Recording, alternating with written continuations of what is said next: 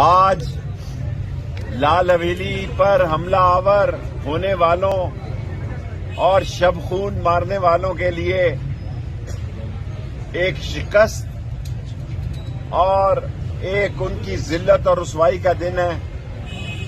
Justice Mirza وقاص رؤف صاحب نے order دیا ہے ہماری 50 سالہ پہلی ملکیت کو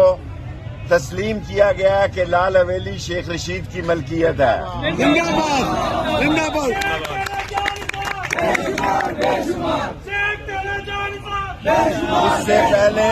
اس سے پہلے میں پشاور میں ہونے والے پولیس کی شہادتوں پر افسوس کا اظہار کرتا ہوں، اور یہ دہشت گردی پاکستان میں خصوصی مقاصد کے لیے پھیلائی جا رہی ہے۔ میں راولپنڈی کے وکلاء کا بھی شکریہ ادا کرتا ہوں، سردار رازق سمیت ان کی ساری جماعت کا، اور 1.5 2 گھنٹے 3 گھنٹے تک پروسیڈنگ جاری رہی،